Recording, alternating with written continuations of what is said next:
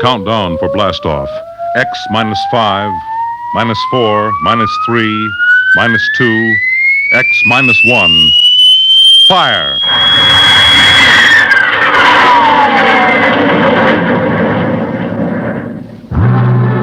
From the far horizons of the unknown come transcribed tales of new dimensions in time and space. These are stories of the future. Adventures in which you'll live in 1,000,000 could-be years, on 1,000 maybe worlds. The National Broadcasting Company presents X minus 1.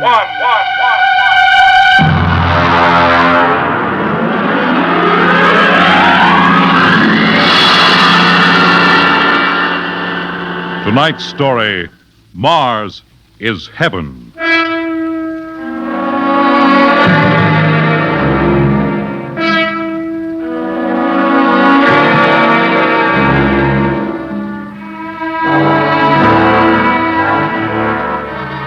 When the first space rocket lands on Mars, what will we find? Only the ruins of a dead and deserted planet? Or will there be life? Intelligent life in some strange form that we can only imagine? Will we be welcomed with open arms? Or will the Martians treat us as invaders? Only one thing is certain. Someday, a giant metal ship will take off from Earth to travel through the black velocities, the silent gulfs of space, to descend at last into the darkness of the upper Martian atmospheres. And on that day, man will finally know the answers. The day we first land on Mars.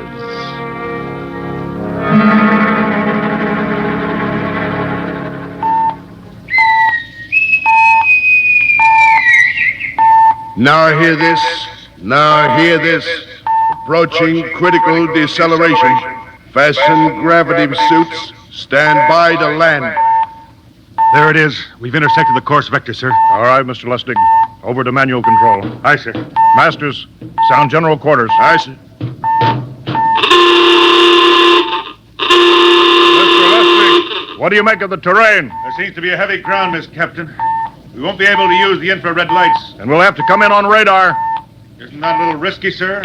Landing in the dark? I'd rather run the danger of a blind landing, Lieutenant, than come in without the cover of darkness. Remember, we don't know what kind of reception is waiting for us down there. Airspeed 500. Altitude now 4,000. Bridge to engine room. Stand by for deceleration. Fire forward tubes 1 and 3.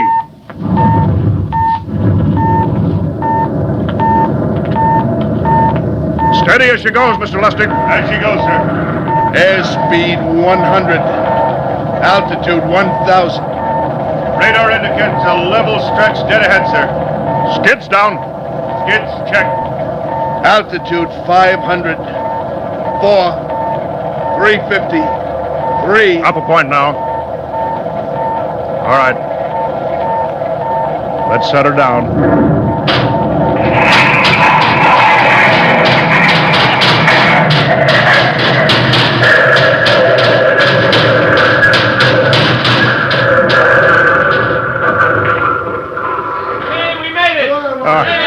Cut the power. Masters, pipe battle stations. Aye, sir. All secured, sir. Well, gentlemen, we're now on Mars, April 20th, 1987, 4:33 Greenwich time. Enter that in the log, Masters. Aye, sir. Well, gentlemen, it's less than 2 hours till dawn. As soon as it's light, we'll send out a landing party. Masters, get me an all-over hookup.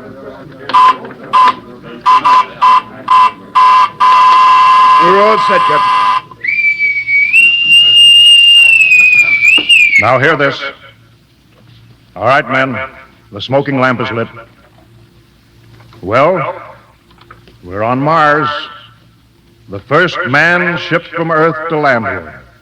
We don't know what we're going to find or what dangers we may face. We're 17 men on an alien world, and it's up to us whether we ever get home again. The next few hours should tell the story. And I want instant obedience to all commands. I'll court-martial the first man who doesn't jump to when he's ordered. And one other thing. We may be on Mars, but this is still a United States naval vessel.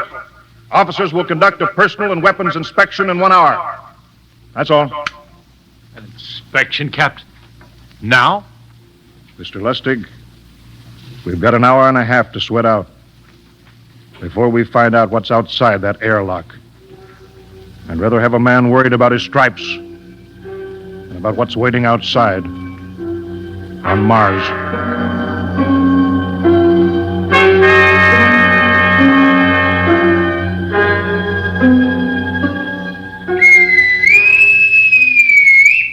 Now hear this. Landing party report to forward airlock. Captain Black, Lieutenant Hinkstone, Lieutenant Lustick, and Dr. Hurst report immediately to forward airlock. There's now landing time -5. Well, they're paging us. You ready, Dr. Hurst? Yes, Mr. Lustick. As ready as I will ever be. Come on, let's get in the lock.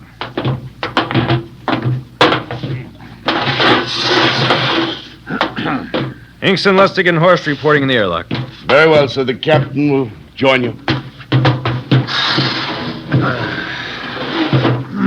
4 minutes to go. At least the captain would get here. What difference does it make? I just want to get it over with, that's all. Anybody got a cigarette? Yeah, I think you're smoking too much, Lieutenant Lustick. Are you nervous? I offer you, Hurst. Wondering what's hidden outside underneath that ground mist? I've been giving it some thought. It'll be very interesting to find out. A very unusual planet, Mars. Why? It has an atmosphere. A wonderful thing, an atmosphere. Where you find one, you find life. You mean Martians? What do you think they'll look like? Who knows? Intelligent life can take many forms. You mean they may have green skins and eyes on stalks or something? The comic book conception is possible, of course. Or they may have developed far beyond us. Perhaps they have a science that can produce weapons far more dangerous than our atomic missiles. You think we may have to fight our way out? After all, we are invaders. Now hear this. Landing time -2. All right, we heard this. You know what I'd like to find outside that airlock? Good old Illinois. Ever been there, Lustick? Only Chicago. Well, you ought to see my hometown. Green lawns, big white houses. Sounds like my hometown. My grandmother used to have one of those iron deer on the lawn. Every Halloween, we'd paint another color. One time, we painted it black and white like a Holstein cow. Where does your family live, Dr. Hurst? I have no family. When I was a child, they were gassed to death in the Dachau concentration camp. Tough. No, it has its advantages. I have no ties on Earth. Nothing to lose now. I imagine I'm the only one on board who is free to enjoy our present peculiar position. All right, Masters, you can button it up now. Aye, sir. Well, gentlemen, check your sidearms. In 1 minute, we'll be the first men to set foot on Mars. Quite an honor, eh? As long as the medals are not rewarded posthumously. Still uneasy, Dr. Hurst? Captain Black, I've been uneasy ever since I can remember. On Earth and on Mars. Well, 30 seconds. Give me the intercom phone, Lustick. Yes, sir. Masters, Aye, sir. battle stations are to be manned until we return. If we're not back in 2 hours, I want no rescue party sent out. Blast off and save the ship, you understand? Aye, sir. All right. 5 seconds. 4, 3, 2, 1. Lustig, open the outer airlock. Aye, sir.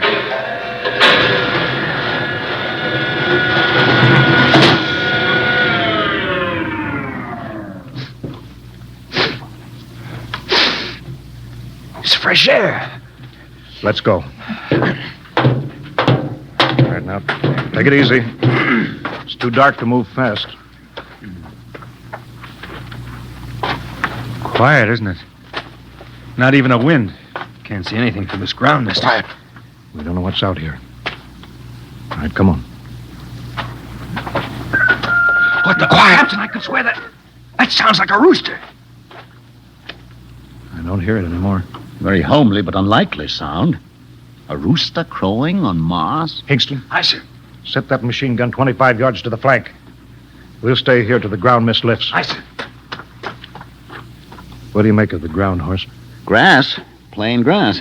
You can see some large foliage there where the mist's thinned out. What the? Hinkstone, hold your fire, you fool! I hit it, Captain. What? Some kind of wild animal. I hit it. I could see the tracers, but it's still standing. Come on, Horst. Doctor, where are you? Up ahead, admiring the wild animal. Careful, Horst. Wait for us. Don't worry, Captain. It's an iron deer. A lawn ornament. Well, that's impossible. It's hollow. Interesting, isn't it?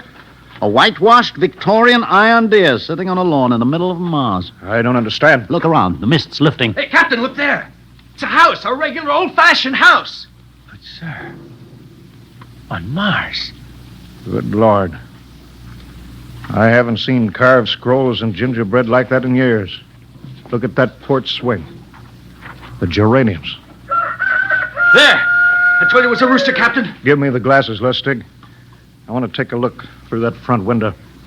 Well, there's an upright piano. Some sheet music on it. Lustick, it's beautiful Ohio. It can't be, sir. Horst, do you think that civilization of two planets could be identical? I don't know. That specific variety of geraniums is only 50 years old on Earth. Is it logical that they should develop in Mars? How about that porch swing and the piano and beautiful Ohio? Why, it's impossible. Captain Black, this looks like the town I was born in. Well, it looks like my hometown, too. I thought of something, sir. It's the only solution. Maybe we're not the first ship to reach Mars from Earth. Don't be ridiculous, Lustick. Oh, how else can you explain it? Suppose some scientists got together. They invented some spaceship and planted a colony here. That's the only answer. That's impossible, Lustick. Been space travel, it couldn't be secret. Do you have any idea what ships cost, what industrial power is needed? No, there's got to be some logical reason. I think perhaps we might find out, Captain. The light just went on in that house. Hinkstone, cover that door with the machine gun. Aye, sir. All right, come on, Hurst. We're going to ring that doorbell. There's got to be a scientific answer to all this.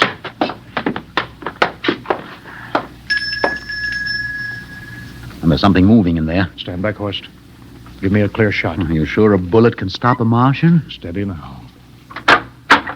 Can I help you?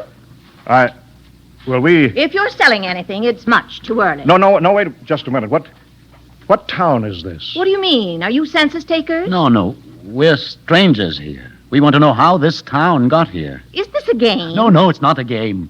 We're from Earth. From where? From Earth. Do you mean out of the ground?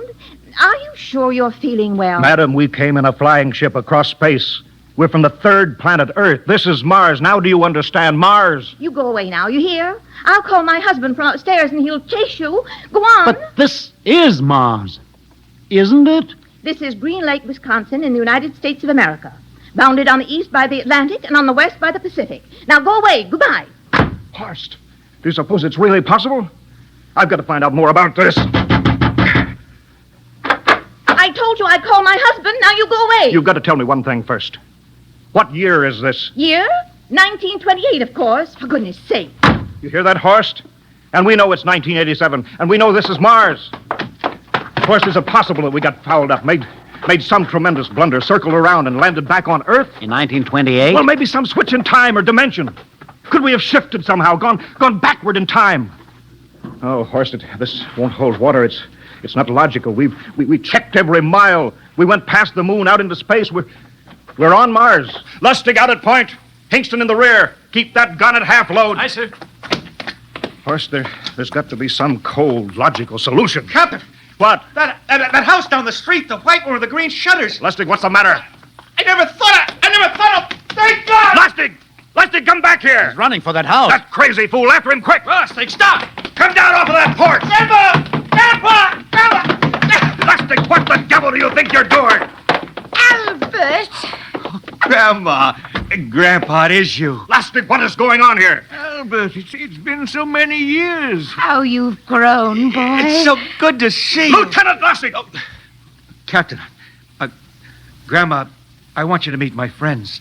This is Captain Black. Captain, I want you to meet my grandfolks. Howdy. Any friend of Albert's is a friend of ours. How long have you been here, Grandma? Oh, a good many years, ever since we died. Ever since you what? Oh, yes, sir. They've been dead 30 years. What? Oh, now, don't you trouble yourself. It's all right. We're alive again, that's all. Do you mean to tell me that Mars is heaven? Oh, nonsense, no. All we know is here we're alive again.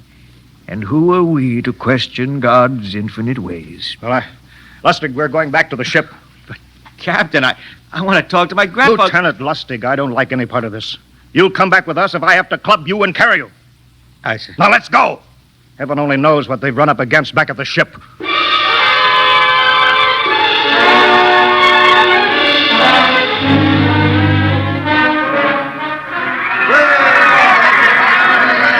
Hurst, look at that crowd around the ship. Looks like we're being welcomed with a celebration, Captain. Celebration! They've abandoned ship. Every port is open. No guard set. You masters! Hiya, Captain.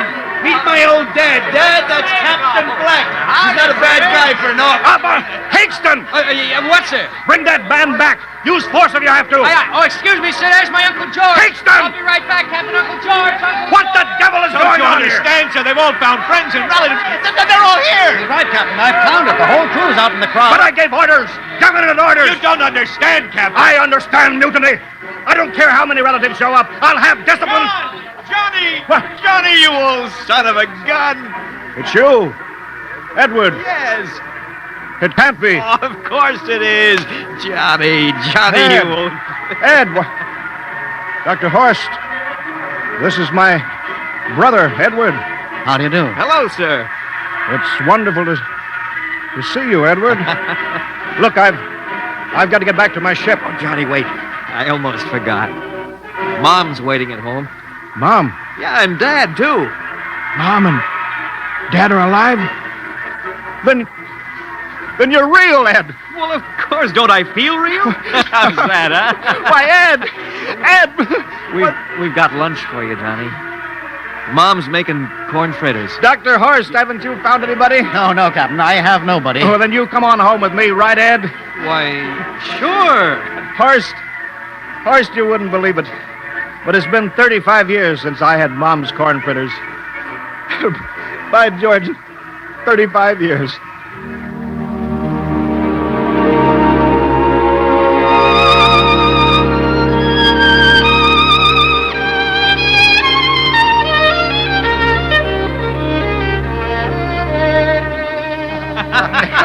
And there's plenty more in the kitchen, so don't hold back, Johnny. You too, Dr. Hurst. Well, Johnny, you're still in the Navy, eh? That's right, Dad. I'm in command of the ship. We're an old Navy family, Dr. Hurst. All three of our boys in the service. Yeah, Ed was the best pilot in the Pacific, too. What did happen, Ed? What's the difference? I'm here now. Yeah, but... You know, it's almost perfect. All we're missing is your brother, Will. Then the whole family could be together. Well, it won't be long, Mom. Will's in charge of the XR-54. Next rocket coming out to Mars. Oh. Well, little Will. When does he leave, Johnny? Well, the takeoff's scheduled for September, but it depends on what we report. Oh, yeah. There's no question about that now, huh? No. Christmas together again. That'll be something. Sure will, yes, sirree. Well, this calls for a celebration. How about a little of the old dandelion wine, eh, Johnny? Now, Father, don't you go giving Johnny too much wine. He's a big boy now, Mother. Well, sir, isn't everything just fine? Just fine.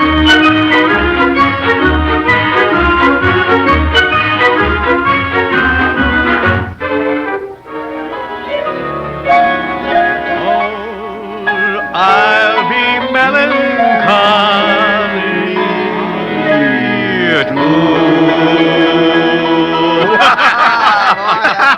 All right, play that one again, will you, Ed? Oh, sure.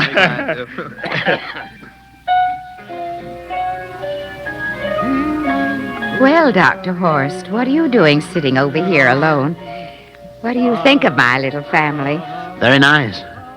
You know, I can't understand why you didn't find any folks here, Dr. Hurst. It's just a shame everybody else is so happy. Well, I never remembered my family, Mrs. Black. All I know is they were gassed at Dachau during the Second World War. When I was liberated, I was in delirium 3 months. I cannot remember anything before then. A psychiatric phenomena. Well, that's terrible. Isn't there anything anybody can do? I don't want to remember. I have not had a pleasant life. I prefer to be free of emotional entanglements. They interfere with a scientific approach. Oh, I'm sorry, Dr. Hurst.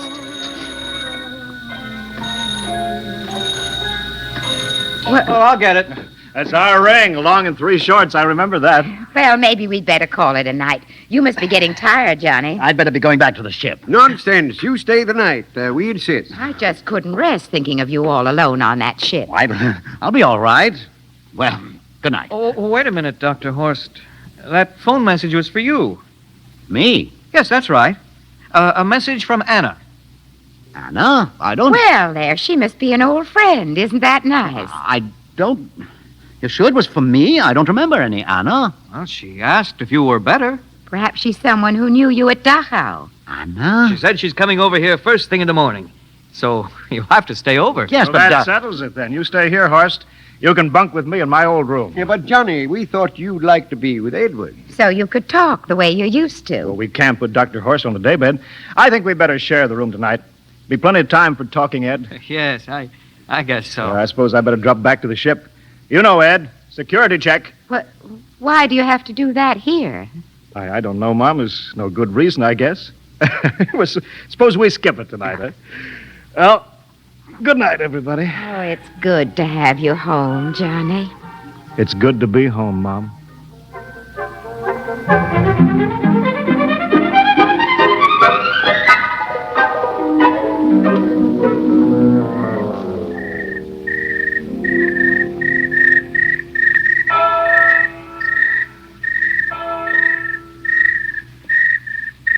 Captain Black.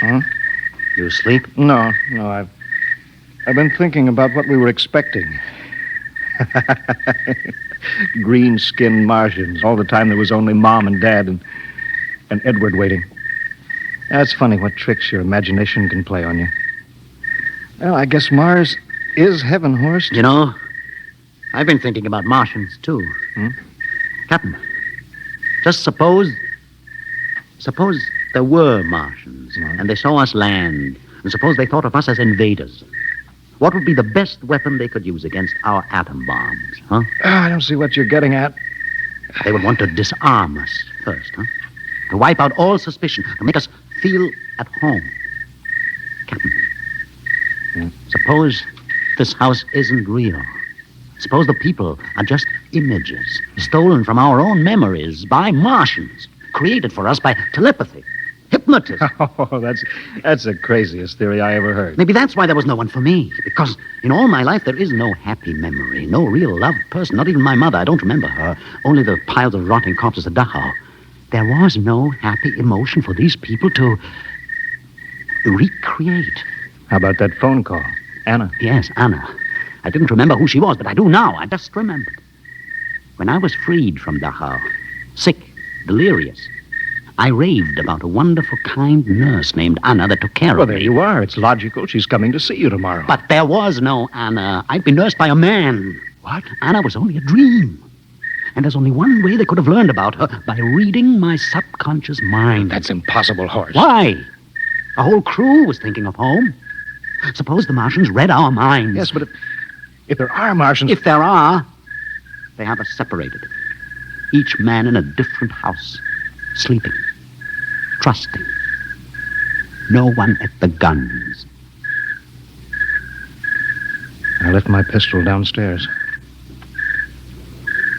Do you think there's something to this, Horst? It's a perfect trap, Captain. Who would suspect his own mother, his grandparents? How easy. Just a knife in the heart of each sleeping man. That's impossible, Horst. But we've got to get back to the ship. Listen. The crickets have stopped. Come on. We don't know when they change back to whatever they really are. All right, careful.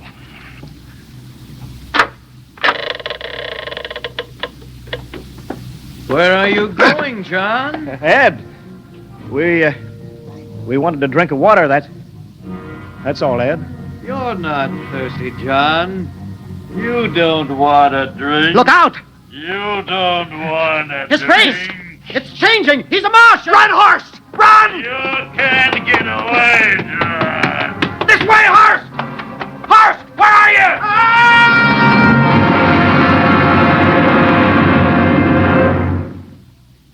Hello? Hello? Can you hear me, Earth? This is Captain John Black, the XR-53 calling for Mars. I've locked myself in the ship, but they've crippled it. I can't take off or fire the guns, and they're coming for me now, the Martians. I'm all alone here. All the rest are dead. Hinkstone, Lustick, Dr. Hurst. Poor Hurst, he didn't even reach the door. Listen! They're trying to break through the hull. Edward and Mom and Dad and all the folks, but they're changing now. They're melting and changing back into... They're Martians. Can you understand? Martians, not men. They made us think that Mars was heaven and we fell into the trap. Can you hear me, Earth? You've got to stop the next rocket. Listen, tell my brother Will. Tell my brother not to come. They'll trap him, too. They'll kill them all. Hello? Can you hear me, Earth? This is John Black on Mars. Hello, Earth. This is John Black on Mars. Hello, Earth. Hello, Earth.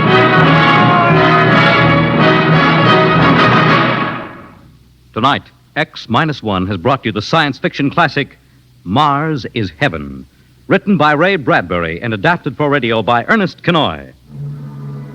Featured in the cast were Wendell Holmes as Captain Black and Peter Capell as Dr. Hurst, with Bill Zuckert as Masters, Bill Lipton as Hinkstone, Margaret Berlin as the old lady, Bill Griffis as Edward, Ken Williams as Lustick, Ethel Everett as Mom, and Edwin Jerome as Dad. Your announcer, Fred Collins. X-1 was directed by Fred Way and is a transcribed NBC Radio Network production.